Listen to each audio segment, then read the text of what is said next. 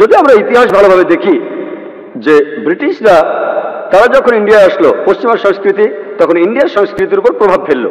এসব কারণে ইন্ডিয়ার সংস্কৃতির অধপতন হয়েছে। আর 19 শতকের প্রথম দিকে বেশ কিছু হিন্দু সমাজ সংস্কারক ছিলেন। তাদের প্রথম দিককার একজন হলেন রাজা রামমোহন রায়।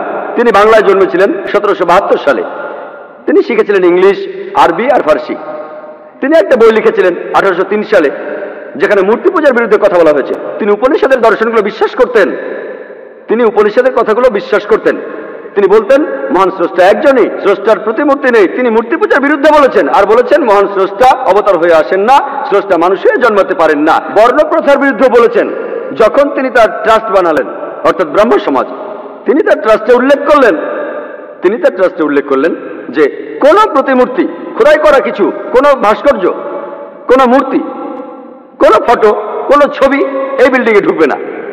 এখন ব্রাহ্ম সমাজের মধ্যে অনেক ভাগ রয়েছে, তবে সবাই এটা বিশ্বাস করে যে ঈশ্বর একজনই, ঈশ্বরের কোনো প্রতিমূর্তি নেই, মূর্তি পূজা করা ঠিক নয়, ঈশ্বর অবতার হয়ে আসেন না। তারা বর্ণপ্রথার বিরুদ্ধে। আর এখানে সংসারের চক্র সম্পর্কে বলা হয়েছে যে এটা মানা ঐচ্ছিক, মানতে চাইলে মানতে পারেন, না মানলে এটা মানার দরকার নাই। ব্রাহ্ম সমাজের অনেকগুলো ভাগের মধ্যে একটা হলো প্রার্থনা সমাজ, যে সমাজ প্রতিষ্ঠা করেছিলেন জাস্টিস রানাডে। জাস্টিস রানাডে বোম্বে শহরে প্রতিষ্ঠা করেছিলেন প্রার্থনা সমাজ।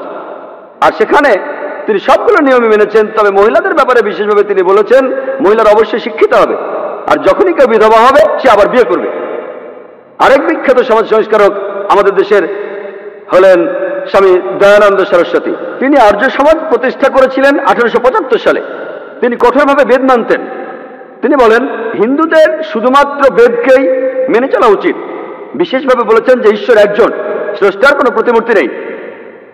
তিনি মূর্তি পূজার বিরুদ্ধে বলেছেন। তিনি বলেছেন মহান স্রষ্টা অবতার হয়ে আসেন না। আরেকজন বিখ্যাত সংস্কারক আপনারা সবাই জানেন স্বামী বিবেকানন্দ। তিনি রামকৃষ্ণ মিশন প্রতিষ্ঠা করেন।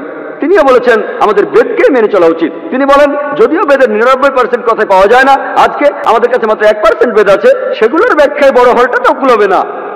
তিনি বলেছেন আমাদের হিন্দু বলে ডাকা উচিত নয়, আমাদের বলা উচিত বেদান্তবাদী। বেদান্তবাদী যদি ভালো করে দেখেন যে ব্রিটিশরা কয়েকশো বছর আগে তারা ইন্ডিয়া এসেছিল ব্যবসা করার জন্য, কিন্তু দুর্ভাগ্যক্রমে তারা আমাদের দেশ লুটপাট করেছে।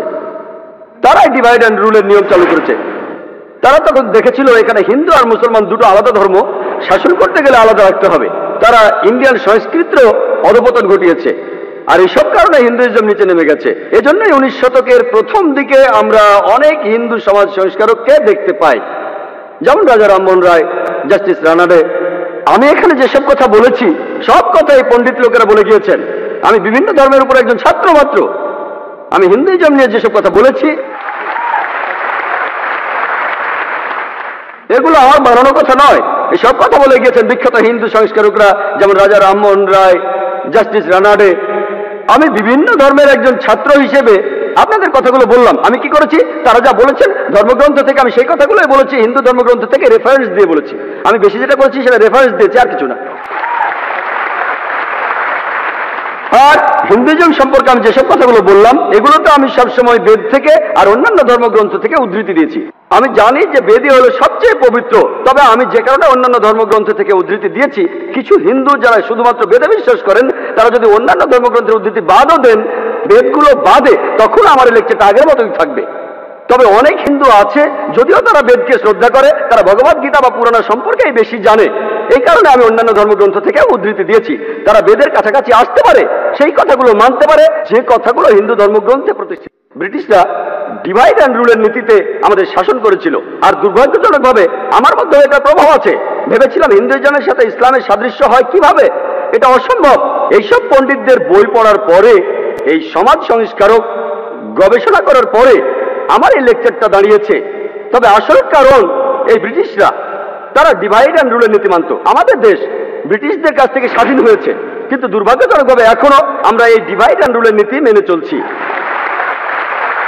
আরো দুর্ভাগ্যজনক, ইন্ডিয়ার বেশিরভাগ পলিটিশিয়ান, সবাই না হলে তাদের বেশিরভাগই, তারাও এই ডিভাইড অ্যান্ড রুলের নীতি মেনে চলে ভোট পাওয়ার জন্য। পৃথিবীর মধ্যে ইন্ডিয়াতে সবচেয়ে বেশি সাম্প্রদায়িক দাঙ্গা হয়েছে, গড়ে প্রত্যেক দিন একটার বেশি দাঙ্গা হয়েছে। যদি এই দাঙ্গাগুলোর পেছনের কারণ দেখেন, প্রায় সবগুলো দাঙ্গায় বাঁধিয়েছে পলিটিশিয়ানরা তাদের ভোট ব্যাংকের জন্য। একবার এক লোক আমাকে বলেছিল যে পলিটিশিয়ানরা তারা আগুনের মধ্যে তেল ঢালছে। আমি বলবো না, কথাটা ভুল। আমি একমত না যে পলিটিশিয়ানরা আগুনের ভেতর তেল ঢালে। পলিটিশিয়ানরা তারা তেলের উপর আগুন জ্বালায়। তেল বেশিরভাগ ক্ষেত্রে আমাদের কাজে লাগে। দেখবেন মোটর গাড়ি এই তেল দিয়ে চলে, কারখানার কাজ চলছে, এই তেল এটা দিয়ে দেশের অনেক কাজই হচ্ছে। পলিটিশিয়ানরা আগুন জ্বালাচ্ছে আর এইভাবে দেশে তারা ক্ষতি করছে।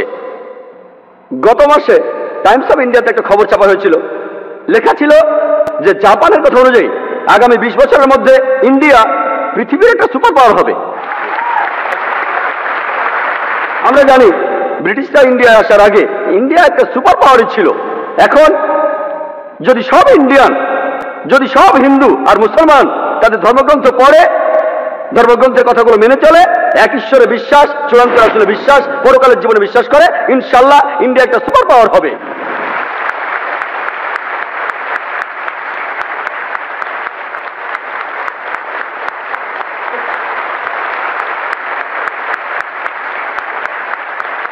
যদি ইন্ডিয়ার হিন্দু আর মুসলমানরা তাদের ধর্মগ্রন্থগুলো পড়ে সেগুলো মেনে চলে, আমরা আমেরিকার চাইতে বড় সুপার পাওয়ার হব। আমেরিকা আর ইউরোপীয় দেশের চাইতে বড় হবে ইনশাল্লাহ।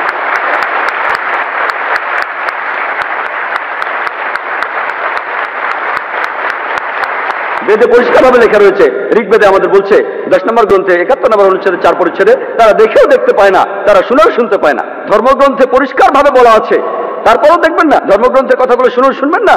একই কথা বলা হয়েছে পবিত্র কোরআনে সূরা বাকারার 44 নম্বর আয়াতে, তোমরা কিতাব অধ্যয়ন করো কিন্তু উহাকে অনুসরণ করো না। পবিত্র কোরআনে সূরা বাকারার 18 নম্বর আয়াতে উল্লেখ করা আছে, সুম্মুম বুকমুন উময়ুন ফাহুম লা ইয়ারজিউন, তারা বধির, মুখ এবং অন্ধ, সুতরাং সঠিক পথে ফিরবে না। আপনারা হয়তো এমনটা দেখবেন যে পৃথিবীর বেশিরভাগ ধর্মেই যেসব ধর্মীয় নেতা আছেন, হোক সেটা ইসলাম, খ্রিস্টান বা হিন্দুইজম, তারা অর্থ বুঝে ধর্মগ্রন্থ পড়াকে বাধা দিয়ে থাকে।